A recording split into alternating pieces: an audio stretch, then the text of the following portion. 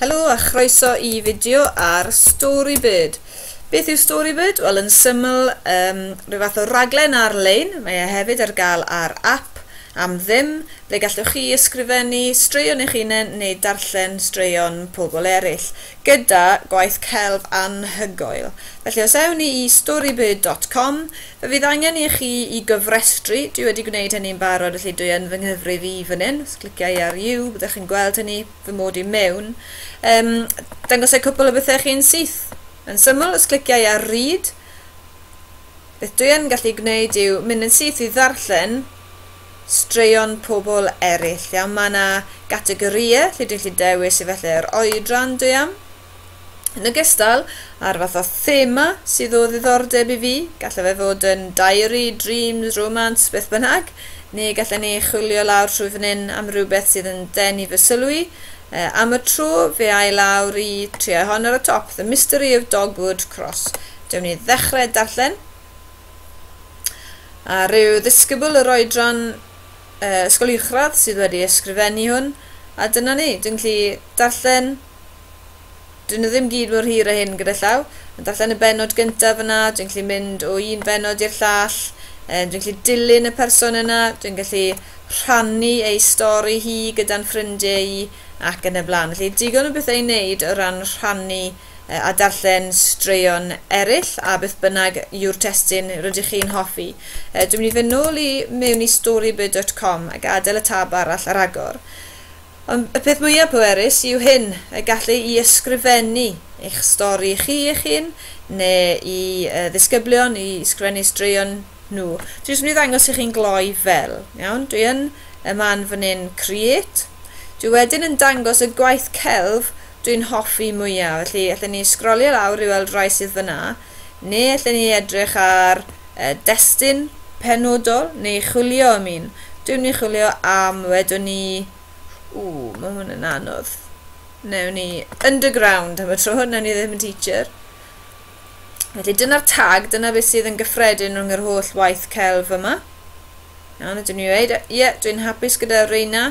Dwi'n ni clicio ar Use this art. Dyma yna ddewis o fath o lyfr. Dwi'n ni ddewis picture book. Gallwch chi wneud long form book neu poem. Dwi'n ni fynd I picture book. So ydych chi'n ysgrifennu am rhyw gerdd gyda llaw. Ydych chi jyst yn cael un ddelwedd mewn na. Gyda picture book, mae yna fodd o greu mwy nag un dudalen. Dwi ddim ar y clawr ar hyn o bryd, ond ar dudalen un. Mae'n really syml. Dwi'n dewis y ddelwedd dwi am. Hwn.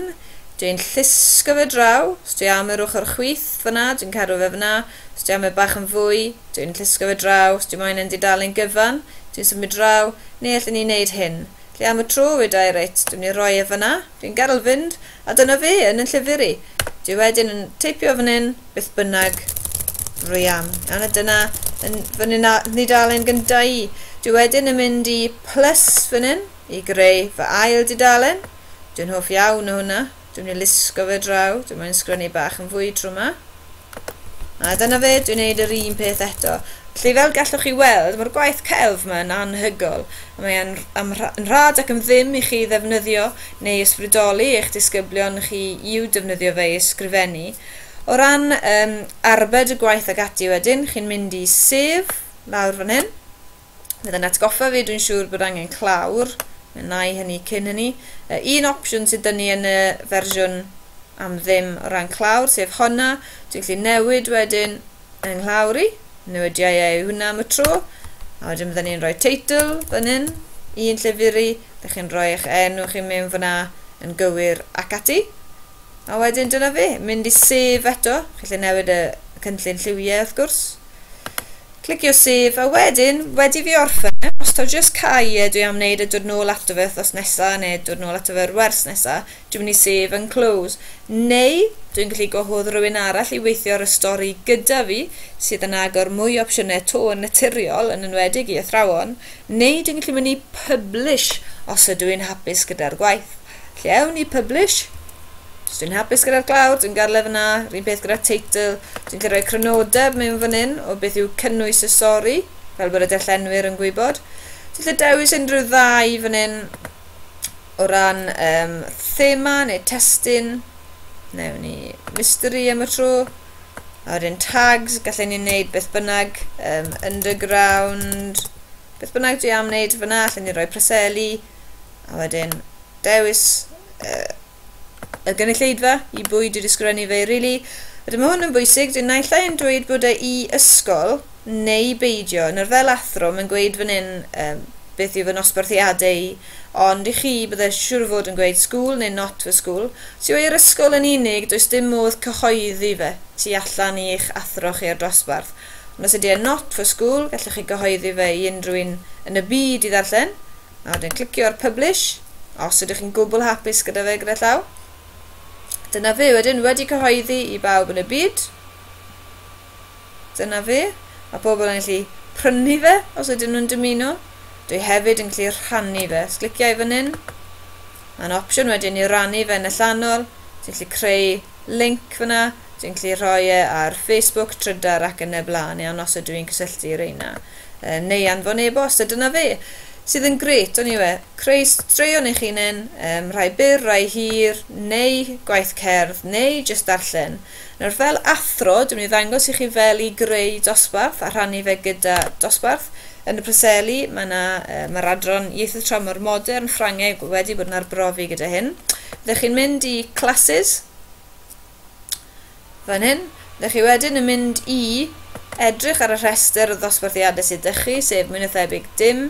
Fyddech chi'n mynd i add a class. Fyddech chi'n rhoi enw'r class, so wedyn ni enw'r dosbarth yma yw dig tygau, wedyn ni am y tro. Sgol y preseli'n iawn, hwnna'n iawn, papeth fel la. O ran yr oedran wedyn, dwysio chi beth bynnag sydd i fod. Testyn, nawn ni adael am y tro add class, iawn byddwch chi yn fwy manwl. Wedyn, mae eisiau rhoi disgyblion mewn i'r dosbarth yma, wrth gwrs, ond cyn hynny, lle fyddwch chi'n dymuno gwneud eich aseiniad chi, iawn tasg i'r dosbarth. A dyma fel byddwn ni'n gwneud e. Nawn ni alw fe yn ysgrifennu creadigol am y tro. Gnewch chi eich disgrifiad o'r dasg fyna eich disgyblion. Mewn fan hyn wedyn, os ydych chi am roi rhywbeth o ysbrydoliaeth i'ch disgyblion chi o ran enghreifftiau eraill o waith ar Storybird, neu fideo YouTube ac yn y blaen, lle chi roi mewn fyna, fydden nhw'n gwylio neu'n darllen hwnna wedyn cyn bwrw ar y gwaith. Lle mae'n bosib i ni fynd nôl i'r Mystery of Dogwood yma. Sawn ni nôl i bigo'r URL lan yn gywir. Nawn ni mlaen yna. Nawn ni just pigo fe lan. Lle beth na yw pigo hwn lan, y cyfeiriad. Dwi'n mynd i fynd o'r bell yna. Rhoi mewn fan hyn yn Storybird. A wedyn, byddwn ni'n gweud reit. Ran artwork wedyn, beth benderfynwn ni gyda'r adran ieithoedd tramor modern yw, os ydyn ni'n caniatáu'r disgyblion i ddefnyddio'r pob math o waith celf sydd ar Storybird, fydden nhw'n treulio gormod o amser yn chwilio am gelf a dim digon yn ysgrifennu. Felly bych chi'n gallu gwneud yw dewis ar lunydd yr ydych chi'n hoffi. Byddwch chi'n mynd nôl mewn fan hyn a chwilio am yr neu gallwch chi ddefnyddio tag benodol. Er enghraifft mae'n rhoi fyna dog. A byddai'n pigo lan pob waith celf sydd yn ymwneud â'r testyn yna. O ran arlunydd, doedd e ddim yn rhwydd i ddod o hyd i just un arlunydd. Felly dangosau chi fel i wneud na, so dwi'n cofio. Byddwch chi'n mynd nôl i right fan hyn yn Storybird. Byddwch chi wedyn yn sgrolio ac yn chwilio am enghraifft o waith celf chi'n hoffi. Naill ai trwy tags neu drwy just edrych fan hyn. Felly am y tro ewn ni i World. A wedyn dwi'n clicio ar un ddelwedd dwi'n hoffi o ran arddull. Fe newn ni hwn am y tro. Beth hwnna'n gwneud wedyn i'w rhoi yr arlunydd i fi. Dyma fe fyna. Iawn. Felly er mwyn defnyddio gwaith celf yr arlunydd na, os dwi'n cofio'n iawn, dwi'n clicio arni. Wedyn View Art Shop. Wedyn mae hwnna'n rhoi i fi wedyn ei holl waith celf e neu hi. Felly dyma ni'r gwaith celf anhygol fan hyn o'r un arlunydd yn llwytho. Beth dwi'n gwneud wedyn i clicio ar y top, clicio ar y dde, right click, copy, nôl mewn i ble o'n i gyda'r dosbarth, a dwi'n gobeithio os cliciau fan hyn, bydd yn hapus gyda'r arlunydd na. Felly beth dwi'n gwneud i cytogi yr amser mae'r disgyblion yn treulio ar chwilio am waith celf, a jyst yn cyfyngu nhw i'r man yna. Dwi wedyn yn gallu rhoi dyddiad cau i mewn. A wedyn save assignment, iawn, lle mae hwnna yna fel tasg. A mae yna broblem fan hyn am eiliad.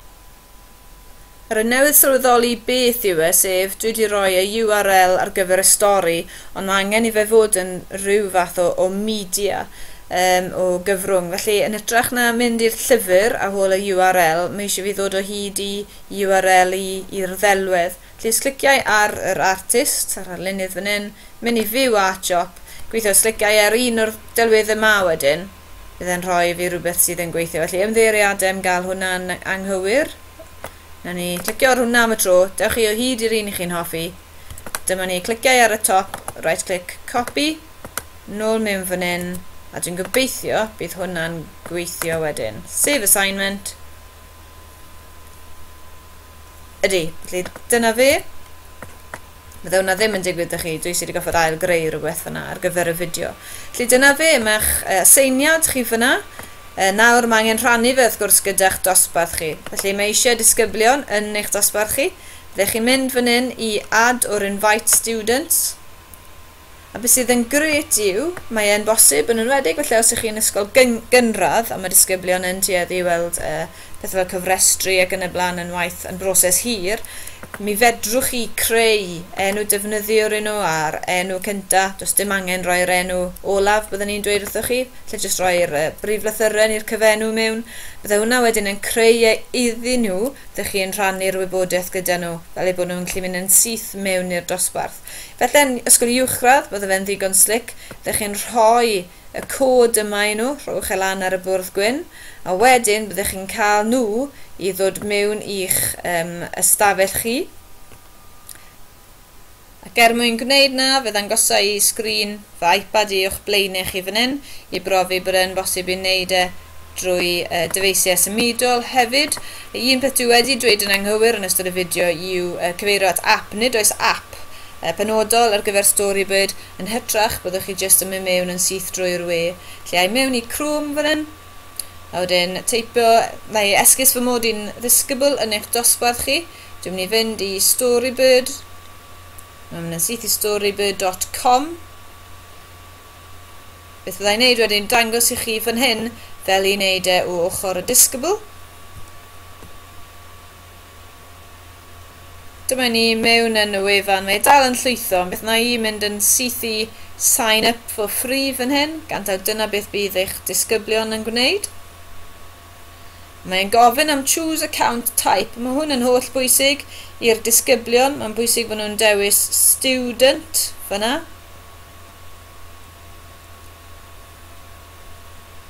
Yna, bydd yn holi nhw eu hoedran nhw, lle mae eisiau nhw ddewis, a wedyn mae eisiau nhw i greu enw defnyddiwr.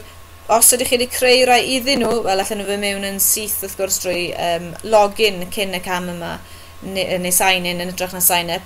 Dwi eisiau eich disgyblion chi nawr i roi enw defnyddiwr. Yn Preseli ni'n tueddu ddefnyddio'r un enw defnyddiwr a beth maen nhw'n defnyddio. Felly na i roi rhywbeth fel hyn mewn fyna. Clicio'r go, neu siw bod nhw'n derbyn ydy.